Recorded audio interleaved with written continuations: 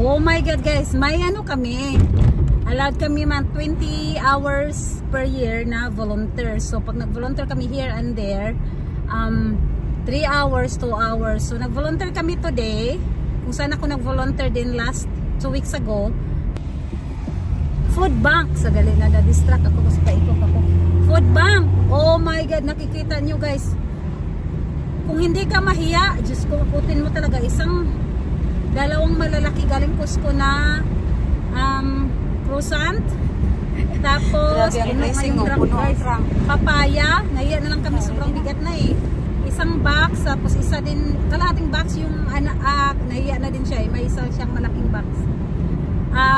Mangga, hinog na mangga, yung apple mango, blueberries. Pagpunta ko pala, share ko pala yung isa sa kaibigan, kasamaan ko. Blueberries, tinapay, may isa pang sliced bread na fresh homemade galing sa bakery. Dito kasi ang mga establishment or store, nagdo-donate sila or mga company, nagdo-donate po sila sa mga food bank. Siguro, natutuwa sila sa ginagawa namin to din. Naglilinis lang kami, kunwari, kwentuhan, malinis naman. Kasi meron ng puno sila sa harapan na mag-assist sa mga magsha-shopping. Sa mga low income or newcomers dito, student or kahit anong pathways nyo, basta newcomers, may food bank po. Di ko rin yan alam dati. Yung sister ko, dinala ko doon, makaschedule kayo ng once a month. Depende kung sa gaano karami ang nadodonate, mga donation, lalo summer ang daming gulay guys. Nakakuha kami ng sweet paper, binigay blueberries, basta ang dami. Chocolates, oh my God, binitbit na namin, alangan man. And then syempre maging honest ka, no, blessing na yan. Sabi niya, oh, do you want this sweet paper or do you want this? I said, of course, I'm not gonna say no. Kasi nasisira din kasi yung iba guys, sinatapon nila. So, may limit kasi kung halimbawa dairy, ilang family members kayo, yun ang makukuha nyo, isang bottle na chocolate milk or butter or meat or eggs like that. So, pero yung mga processed food, yung mga incans, bread, may ano lang, every racks, shelf. Hindi ako nagbibideo sa loob guys kasi parang for just professionalism, hindi pwede na video ka lang agad din, unlike sa Pinas, diba? Dito kasi you have to ask permission kasi for privacy. And then yun, puno guys, may papaya, timing din yung papaya ko, ubos na. So anyway, yung papaya seeds guys, you should try, especially for a woman, for the best hormonal imbalance, for hormonal imbalance. Ay, hindi pa natrabaho ni kuya. So anyway, may nag-comment, ano natin dito, lilipat sila dito, madali lang ba daw maghanap ng trabaho. Sa totoo lang guys, sabihin ko na sa inyo, hindi na biro dito. Mayroon naman mas okay kaysa Ontario or sa big city, Calgary or Vancouver, pero pahirapan na din guys. Mabuti na lang, yun nga ang naisip ko dati. Sabi ko, pag ready na yung anak ko, kailangan mag-get in ako sa market kasi mahirap na pasukan. So ngayon puro na internal ang hinahire. Pahirapan na sa interview. Hi Han, I have a lot of blessings. I have a lot of blessings from the volunteers. I got a lot of bread and croissants. They give away.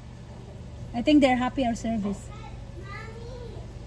Mommy, careful. How's your boys doing? Boom, boom, boom. Yes. Oh, Daddy for sure had a nap. You get a nap, Daddy? No, my ass is fussing with the couch right now. It's okay. I'll oh, yeah. Just if you don't mind, bring now. Only 1 box. So I can give the boys. I thought you get a nap. No, oopsie. Hi, Kami, camper boy. He keep carrying his life. How's you guys doing? Boys watching cartoons. I cooked supper, but the barbecue died, so I had to finish in the oven. Oh, you're doing barbecue, eh? Die again? That's really fast. Tingnan nyo guys, parang lomboy, no? Blueberry. Ito yung nabiga, 2 box.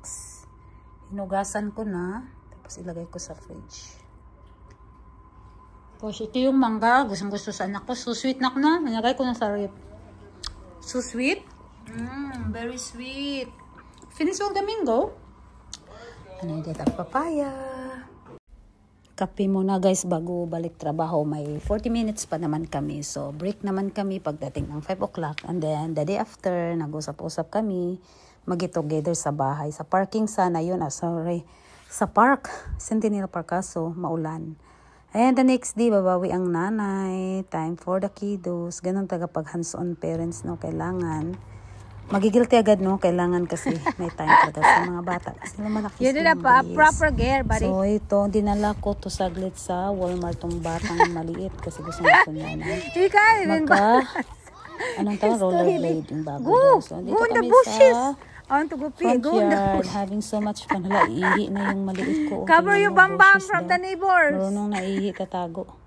Enjoy watching, guys. Hi, Kami. Bye. Andito si Utol, bumibisita kayo. I-celebrate natin ang Father's Day. Happy Father's Day to all. Okay, Alex, gonna open. Real time. So, the following day, graduation ng senior high ko na binata. Ayan. Congratulations sa lahat na nag-graduate. So, next week naman, yung mga international student dito. So, ito yung mga in-laws ko. Full support sila.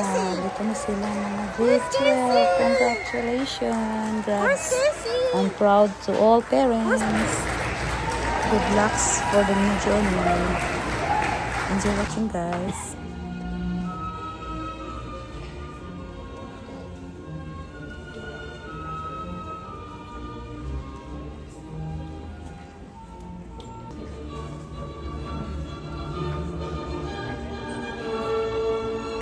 Daddy, the screen, Daddy, screen.